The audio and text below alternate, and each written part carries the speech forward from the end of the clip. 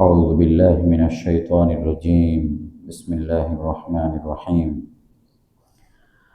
ولا جناح عليكم فيما عرضتم به من خطبة النساء أو أكننتم في أنفسكم علم الله أنكم ستذكرونهن ولكن لا تواعدوهن سرا إلا أن تقولوا قولا معروفا ولا تعزموا عقدة النكاح حتى يبلغ الكتاب أجله واعلموا أن الله يعلم ما في أنفسكم فاحذروه واعلموا أن الله غفور حليم.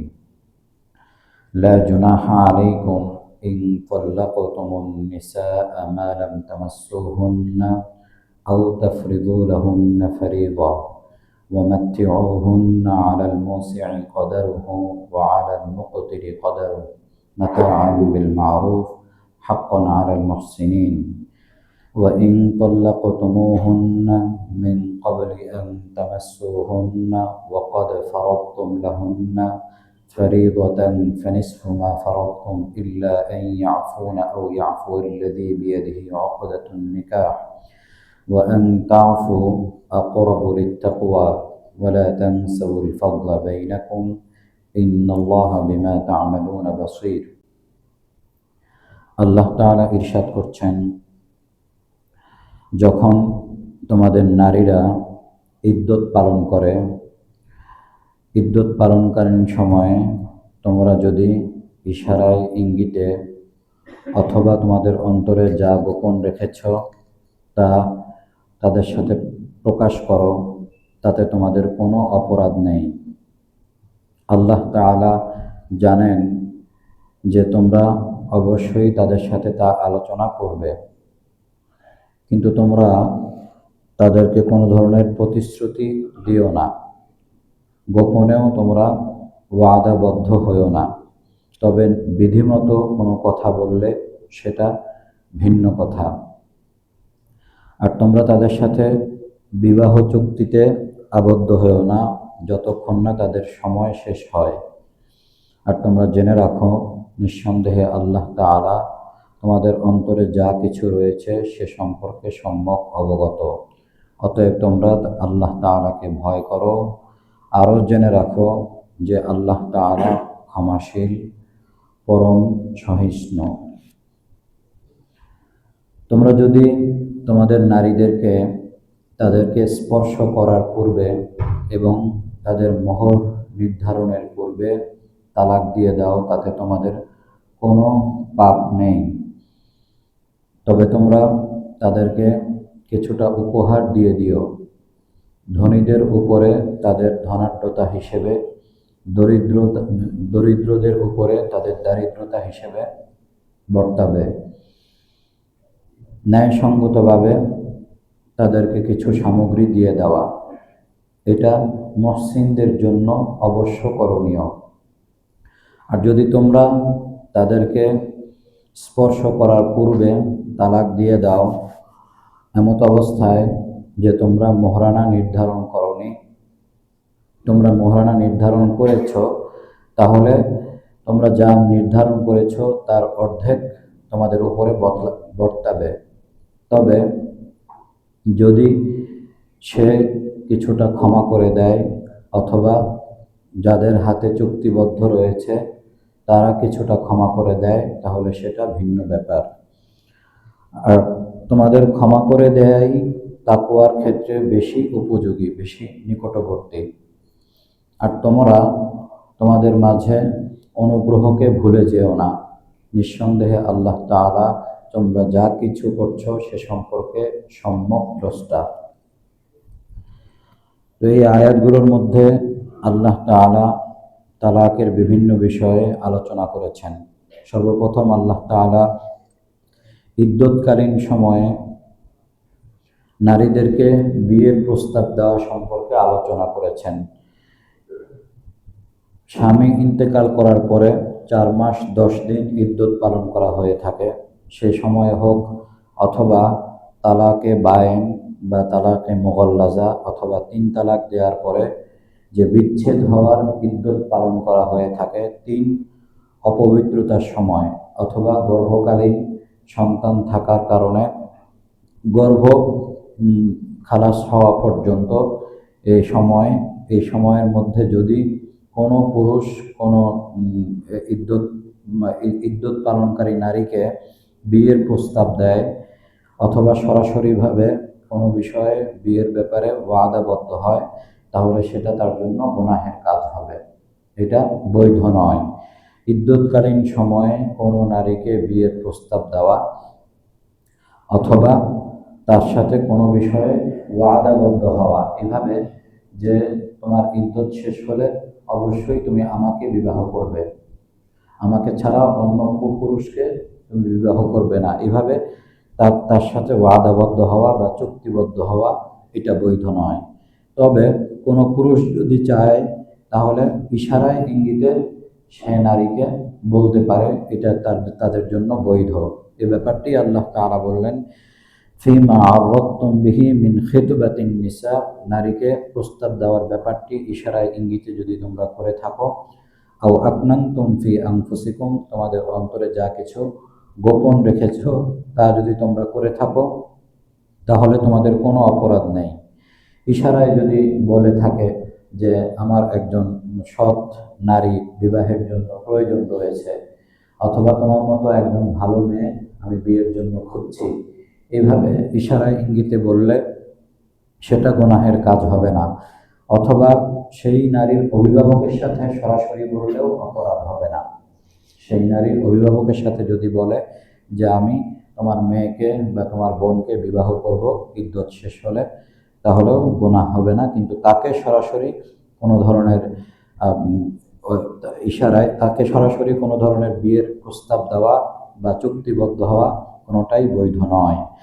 আল্লাহ পাক এরপরেই বললেন যে আল্লাহ তাআলা জানেন তোমরা তাদের সাথে আলোচনা করবে, ওয়ালাকিল্লা তুওয়াইদুহুন্না সিররান, কিন্তু গোপনে তোমরা তাদের সাথে কোনো প্রতিশ্রুতিবদ্ধ হইও না, তবে বিধিমতো কোনো কথা বললে সেটা ভিন্ন কথা। আর তোমরা তাদের সাথে বিবাহের চুক্তি বলতে এখানে আল্লাহ তাআলা আত্মখানিকে বুঝিয়েছেন। আত্মখানি করা এটা সম্পূর্ণ গুনাহের কাজ হবে, বড় ধরনের অপরাধ হবে। হাত্তা ইয়াবলুগাল কিতাবু আজালা, যতক্ষণ না তাদের সময় শেষ হয়। যদি কেউ এই ধরনের কাজ করে ফেলে, অর্থাৎ এই ইদ্যতকালীন সময়ের মধ্যে অন্য কোনো পুরুষের সাথে তার আত্মখানি হয়ে যায়, তাহলে উলামায়ে কেরাম বলেন যে তাদেরকে পৃথক করে দিতে হবে। যখন ইদ্যত শেষ হবে তখন আবার তাদেরকে নতুন করে বিবাহ করতে হবে, আবার আদ্যখানি করতে হবে।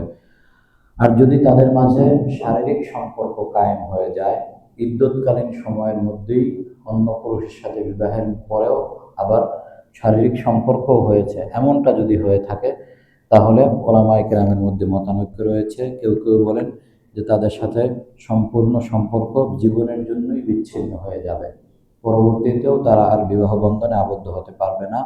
কিন্তু অধিকাংশ উলামায়ে কেরাম বলেন যে না, তারা গুনাহ করেছে অবশ্যই, এর মধ্যে কোনো সন্দেহ নেই, কিন্তু তারা ইদ্যত শেষ হওয়ার পরে পুনরায় বিবাহ বন্ধনে আবদ্ধ হতে পারবে।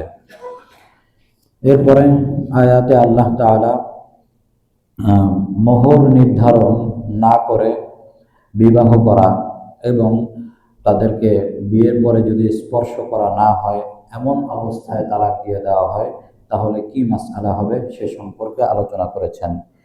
আল্লাহ পাক বলেন যে তোমাদের কোনো অপরাধ নেই, ইন তাল্লাকতুমুন নিসাআ মা লাম তামাসসুহুন্না, যে তোমরা যদি তাদেরকে স্পর্শ না করো এমত অবস্থায় তালাক দিয়ে দাও, আও তাফরিদু লাহুন্না ফারিদা, তাদের জন্য মহরানা নির্ধারণ না করে থাকো, এমত অবস্থায় তালাক দিয়ে থাকো। তখন কি হবে? মহরানা নির্ধারণ করলো না আর তাদের সাথে কোনো ধরনের নির্জন বাসও হলো না, এর পূর্বেই তালাক দিয়ে দিল, তাহলে মাসআলা হচ্ছে ওয়ামাত্তিউহুন্না, তোমরা তাদেরকে কিছু উপহার সামগ্রী দিয়ে দাও। অর্থাৎ এটার ক্ষেত্রে কেউ কেউ বলেছেন যে 500 দিরহাম বা তার মূল্য দিয়ে দেওয়া, কেউ বলেছেন এক জোড়া কাপড় দিয়ে দেওয়া, কেউ বলেছেন কয়েক জোড়া কাপড় দিয়ে দেওয়া, বা তার প্রয়োজনীয় জিনিসপত্র হাদিয়া হিসেবে দিয়ে দেওয়া। এক্ষেত্রে আল্লাহ তাআলা কোনো পরিমাণ নির্ধারণ করেননি যে এই পরিমাণ দিতে হবে। আল্লাহ তাআলা বলেছেন আলাল মুসিই কদারুহু ওয়া আলাল মুকতিরি কদারুহু, ধনীর উপরে তার সামর্থ্য অনুযায়ী, গরিবের উপরে তার সামর্থ্য অনুযায়ী এই নারীকে কিছুটা দিয়ে দিবে। এটাই উত্তম, এটাই যারা মুহসিন সদাচারী তাদের জন্য অবশ্য করণীয়। এরপরের আয়াতে আল্লাহ তাআলা বললেন যে যদি আগে থেকে নির্ধারণ করা থাকে, আগে থেকেই মোহর নির্ধারণ করা থাকে, এরপরে তাকে তালাক দিয়ে দিল, কিন্তু তাকে কোনো ধরনের স্পর্শ করেনি, কোনো ধরনের বাসর হয়নি, এমত অবস্থায় তালাক দিয়ে দিল, তাহলে কি মাসআলা হবে? তাহলে তাকে যে মোহরানা নির্ধারণ করেছে তার অর্ধেক প্রদান করতে হবে। ফানিসফু মা ফারাদতুম, তোমরা যা নির্ধারণ করেছো তার অর্ধেক প্রদান করতে হবে। এক্ষেত্রে 4টি সূরত আসে, অর্থাৎ এই ধরনের পরিস্থিতিতে 4টি অবস্থা আসে। প্রথম হচ্ছে যে মোহর নির্ধারণ করলো এবং এরপরে তার সাথে শারীরিক সম্পর্ক হলো অথবা নির্জন বাস হলো, এরপরে তালাক দিল। তো এই অবস্থার মধ্যে পূর্ণ মোহরানা আদায় করতে হবে, এই অবস্থার মধ্যে পূর্ণ মোহরানা আদায় করতে হবে। দ্বিতীয় হচ্ছে মোহরানা নির্ধারণ করলো কিন্তু তাকে কোনো ধরনের স্পর্শ করলো না, তার সাথে নির্জন বাসও হলো না, এর পূর্বেই তাকে তালাক দিয়ে দিল। নির্জন বাসের বিষয়টিও ব্যাখ্যা করেছেন মুফাসসিরিনে কেরাম যে নির্জন বাস হওয়ার পরে যদি কেউ এই কথা বলে তার সাথে আমার কোনো শারীরিক সম্পর্ক হয়নি, কিন্তু তারপরেও তাকে পূর্ণ মোহরানা আদায় করতে হবে, কারণ সে তো নিজেকে পেশ করেছিল, এই কারণে পূর্ণ মোহরানা আদায় করতে হবে। অর্থাৎ তার সাথে শারীরিক সম্পর্ক যদি নাও হয়ে থাকে, তার সাথে বাসর হয়ে থাকে, তাহলেও পূর্ণ মোহরানা আদায় করতে হবে।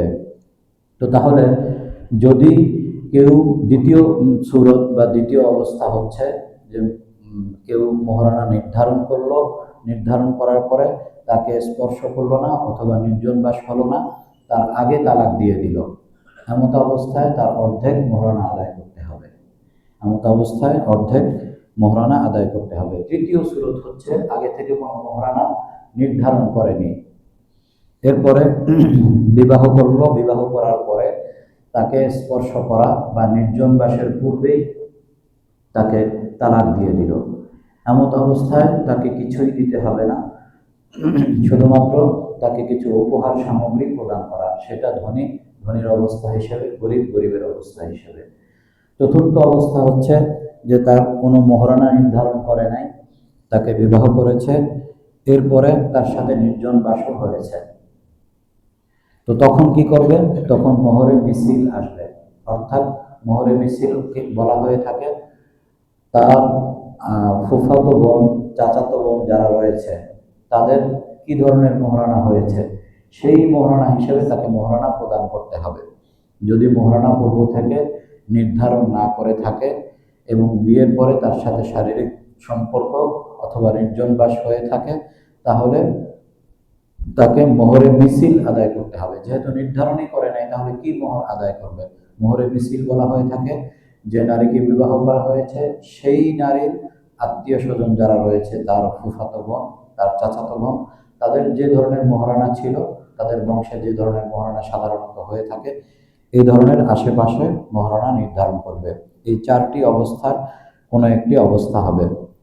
তো এরপরে আল্লাহ তাআলা বলছেন যে যদি তোমরা এই ধরনের বিবাহ করে থাকো যে তোমরা মোহরানা নির্ধারণ করেছো, মোহরানা নির্ধারণ করার পরে এরপরে তোমরা তালাক দিয়ে দিয়েছো, অথচ তোমরা নির্জন বাস করনি, স্পর্শ করনি, তাহলে তো অর্ধেক মোহর আসবে, অর্ধেক মোহর আদায় করতে হবে তালাক দিয়ে দিলে।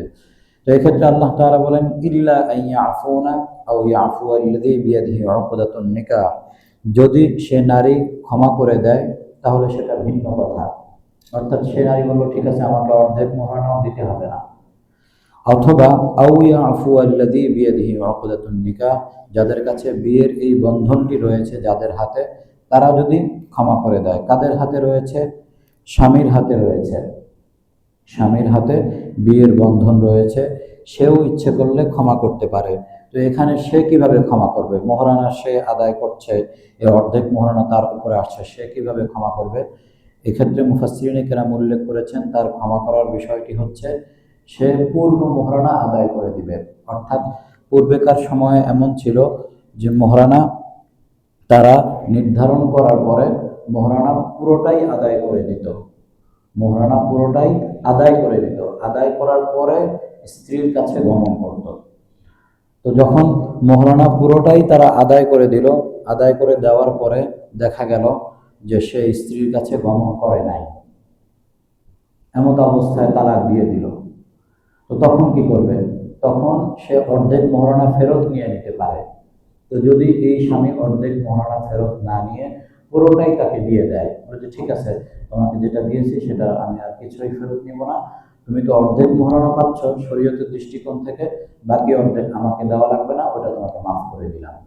তাহলে স্ত্রীও মাফ করতে পারে যে আমাকে কিছুই দিতে হবে না, স্বামীও স্ত্রীকে মাফ করে দিতে পারে যে পুরোটাই তোমাকে নির্ধারিত পুরো মহারানাই তোমাকে আমি দিয়ে দিব।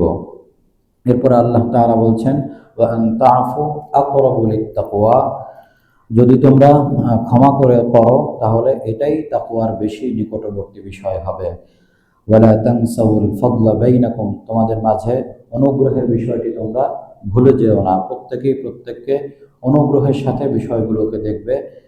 এমনটা নয় যে তালাক দিয়ে দিয়েছি এখন আর কোনো বিষয় নেই, কোনো দায়িত্ব নেই, বিষয়গুলো এমন নয়। শরীয়তের বক্তব্য হচ্ছে প্রত্যেকেই যার যার জায়গায় সম্মানিত, মর্যাদাবান, তাদের সম্মান মর্যাদা রক্ষা করে ন্যায়সঙ্গতভাবে ভদ্রতার সাথে অনুগ্রহের সাথে আচরণ করা। ইন্নাল্লাহা বিমা তা'মালুনা বাসীর, নিঃসন্দেহে আল্লাহ তাআলা তোমরা যা কিছু করছো সে সম্পর্কে সম্যক দ্রষ্টা।